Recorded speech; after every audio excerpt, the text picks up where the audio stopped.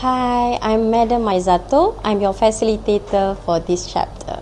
Thank you. Assalamu alaikum and a very good day to everyone. I'm Madam Maizatul Muhammad, and today I'll be presenting Chapter 6, Business Entities.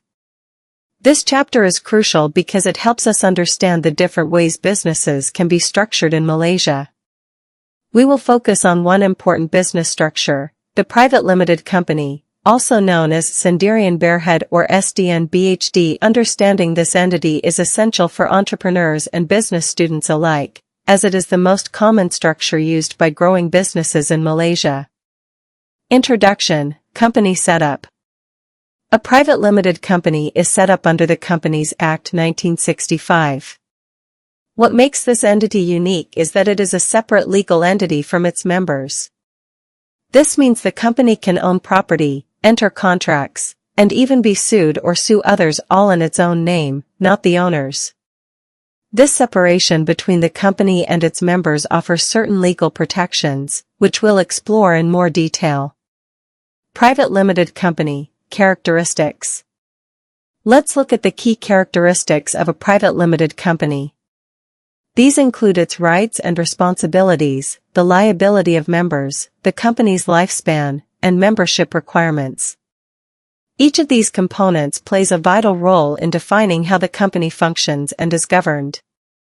Right and responsibility. A private limited company has specific legal rights and responsibilities. It can own assets, such as property or vehicles, in its own name. It can also take legal action and be taken to court under its own identity. This is very different from a sole proprietorship, where the owner and the business are legally the same person. This legal independence adds credibility and reduces personal risk for owners. Lifespan. One of the main strengths of a private limited company is its continuous existence.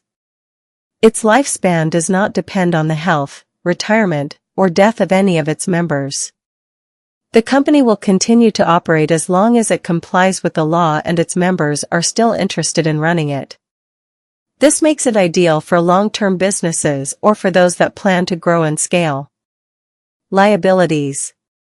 In a private limited company, the liability of each member is limited to the total value of the shares they have contributed.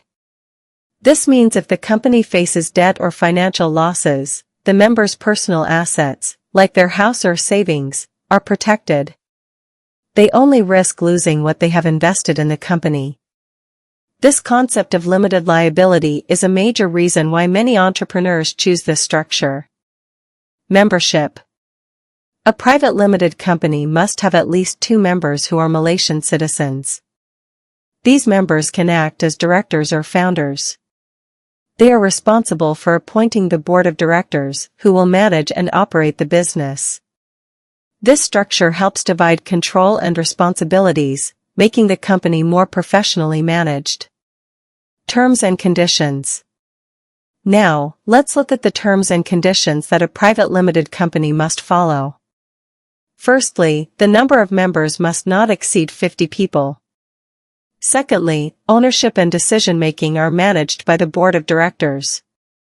Third, the company is not allowed to sell its shares to the public. And finally, the name of the company must include SDN BHD to reflect its legal status. These rules help maintain the company's private nature and ensure accountability.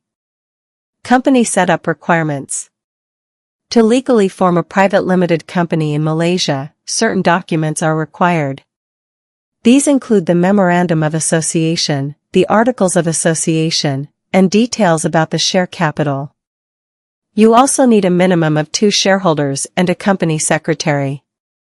This legal setup ensures the company operates in compliance with Malaysian company law and provides a formal structure for growth and accountability. Advantages of private limited company. There are several strong advantages to setting up a private limited company. First, funds are easier to raise, either through issuing shares or taking loans from banks. Second, shareholders are protected by law and are not involved in daily management, which is handled by the board. Third, liability is limited to the capital invested. Fourth, the business can continue even if the owner leaves or passes away. Lastly, the company has more potential for expansion, as it's seen as more stable and trustworthy. More advantages. Additional benefits include its legal recognition as a separate entity and its ability to exist independently of its owners.